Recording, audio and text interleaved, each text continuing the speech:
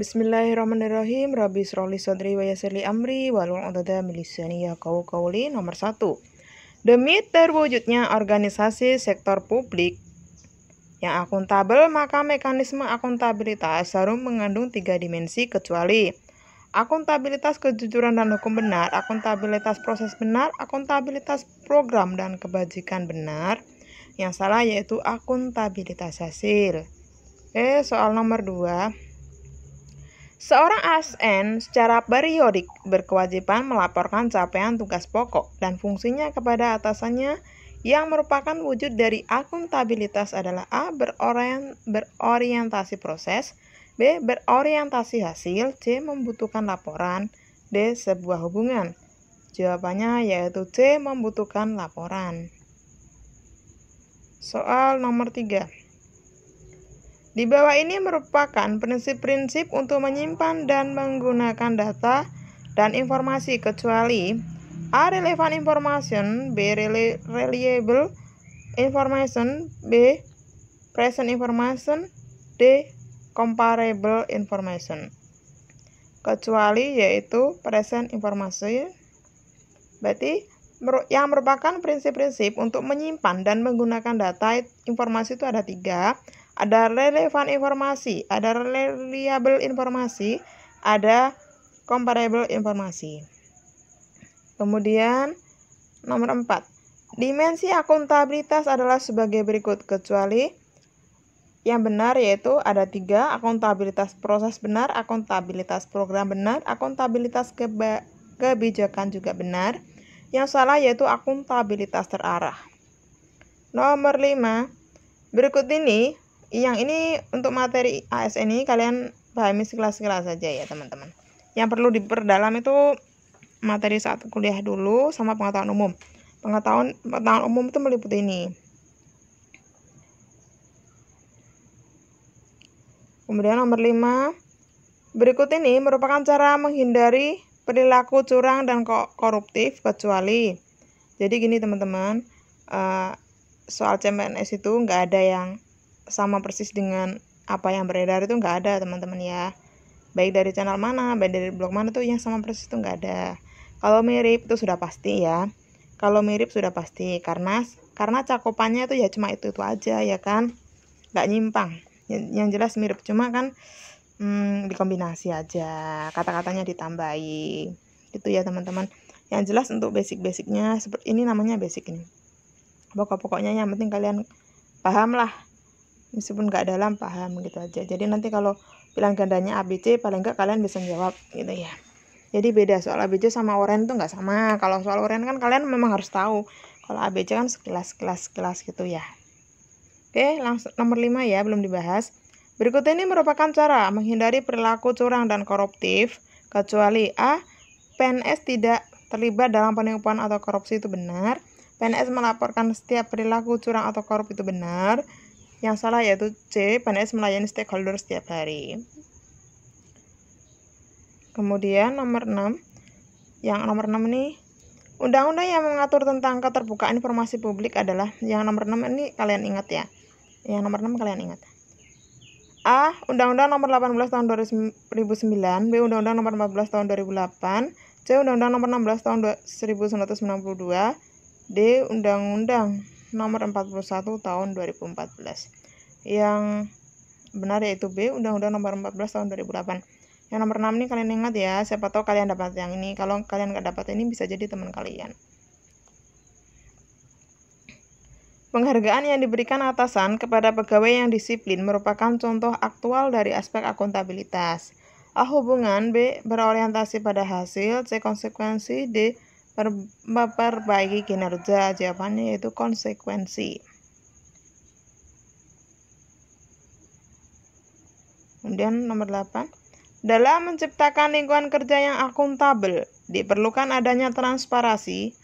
Di bawah ini tujuan dari adanya transparansi kecuali A. Itu benar, B. Benar, D. Benar. Kita baca. Meningkatkan kepercayaan dan keyakinan kepada pimpinan secara keseluruhan. Benar. Mendorong komunikasi dan kerjasama yang lebih besar antara kelompok internal dan eksternal. Benar. Kemudian yang D juga benar, memberikan perlindungan terhadap pengaruh ya yang tidak seharusnya dalam pengambilan keputusan itu benar. Berarti yang salah adalah menurunkan akuntabilitas dalam pengambilan keputusan. Berarti sudah pasti bukan jawaban ya, di sini ada kata menurunkan. Oke, nomor 9. Pertanggungjawaban seseorang atau unit organisasi dalam mengelola sumber daya yang telah diberikan dan dikuasai dalam rangka pencapaian tujuan melalui suatu media berupa laporan akuntabilitas kinerja secara periodik. Wujud dari sumber daya tersebut dalam konteks negara dapat berubah: A. Tenaga kerja, B. Informasi, C. Manusia, D. Alam. Yang salah yaitu C. Manusia.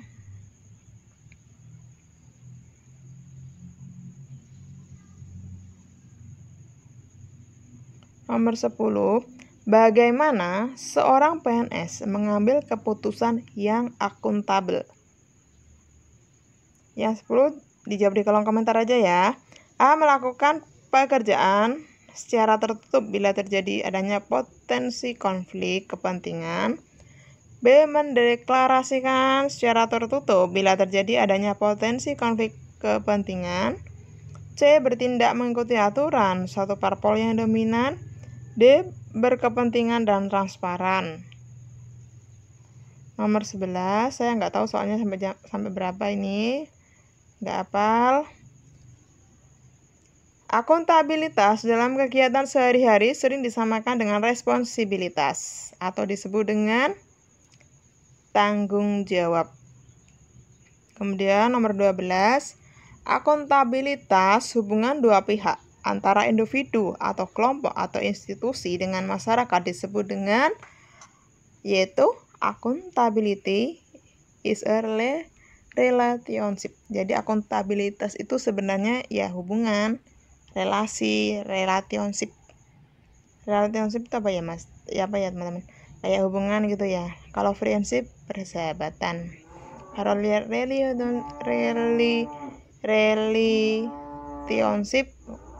hubungan ya. Nomor 13. Bentuk akuntabilitas setiap individu berwujud suatu laporan yang didasarkan pada kontrak kerja. Sedangkan untuk institusi adalah lakip. Dalam akuntabilitas, hubungan dua pihak antara individu, kelompok, institusi dengan masyarakat disebut dengan lakip. Yang nomor 13 nanti nggak keluar ini. Nomor 14. Pertukaran sosial dua arah antara yang menuntut dan yang menjadi bertanggung jawabnya dalam memberi jawaban, respon, replication, dan sebagainya disebut dengan A. Positif, B. Lemah, C. Interaktif, D. Negatif. Yaitu jawabannya interaktif. Kalian pengetahuan umum ini kemungkinan besar keluar, tapi kalian dapat apa enggak? Yang penting dikuasai. Kalau aku bilang nggak keluar, mungkin nggak, pasti nggak keluar, insya Allah nggak keluar. Kalau aku bilang ingat, kalian harus ingat ya. Kalau aku bilang baca sekilas ya sekilas, berarti nggak, mungkin bisa keluar, mungkin bisa enggak gitu ya. Pengelolaan dana kepada otoritas yang lebih tinggi, misalnya pertanggungjawaban unit-unit kerja dinas kepada pemerintah daerah, kemudian pemerintah daerah kepada pemerintah pusat, dan pemerintah pusat kepada MPR, disebut apakah akuntabilitas tersebut? Yaitu akuntabilitas vertikal. Kemudian nomor 16, hal yang akuntabilitas personal mengacu pada nilai-nilai yang ada pada diri seseorang seperti kejujuran, integritas, moral, dan etika disebut akuntabilitas personal. Kalau jujur itu kan individu, moral juga individu, etika juga individu, integritas juga individu ya. Kalau yang tadi kan akuntabilitas hubungan antara MPR terhadap pemerintah itu gimana sih ya. Terus intinya ini kayak gimana ya, satu organisasi dengan organisasi yang lain, nomor 15 itu. Kemudian nomor 17, organisasi pemerintah untuk mewujudkan pelayanan dan kinerja yang adil, responsif, dan bermartabat disebut dengan akuntabilitas stakeholder. Ini sulit ya teman-teman, tapi sekilas aja. Kalau yang kayak gini sekilas, ini pengetahuan umum. Laporan yang berisi perencanaan dan perjanjian kinerja pada tahun tertentu, pengukuran dan analisis capaian kinerja, serta akuntabilitas keuangan disebut juga laporan kinerja.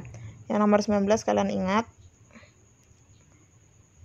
Menjamin hak warga negara untuk mengetahui rencana pembuatan kebijakan publik, program kebijakan publik, proses pengambilan keputusan publik, serta alasan pengambilan suatu keputusan publik diatur dalam Undang-Undang nomor berapa, yaitu A. Undang-Undang KIP nomor 14 tahun 2008.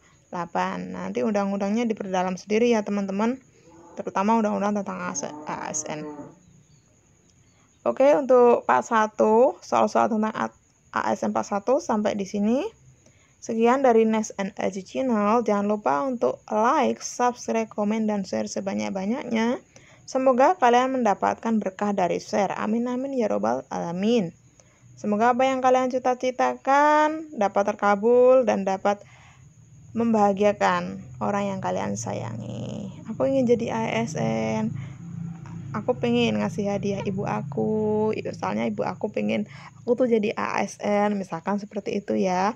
Kalau yang laki-laki aku pengen dapat ingin jadi ASN.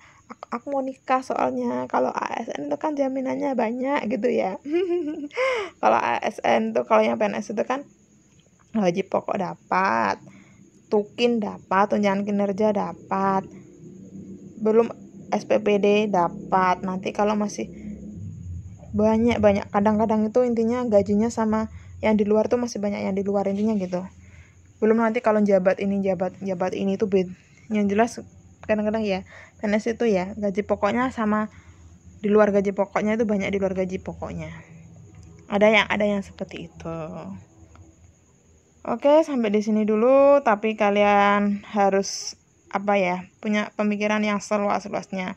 Percayalah kalau Allah itu ngasih rezeki ke kita. Percayalah kalau Allah itu ngasih yang terbaik buat kita. Kita nggak tahu pada akhirnya nasib kita seperti apa, kita nggak tahu ya teman-teman. Yang jelas percayalah kalau Allah itu ngasih yang terbaik buat kalian. Allah itu ngasih yang pokoknya yang terbaik, yang terindah buat kalian. Allah itu pasti ngasih rezeki buat kalian. Kalian harus percaya itu ya. Yang jelas apa yang kalian terima itu ada hikmahnya. Oke, karena kalian yang menonton channel ini, saya yakin kalian adalah pejuang SKB. Belajar sungguh-sungguh. Semoga kalian menjadi pemenang. Semoga kalian ranking 1. Amin amin ya robbal alamin. Sekian, wassalamualaikum warahmatullahi wabarakatuh. Bye bye, see you.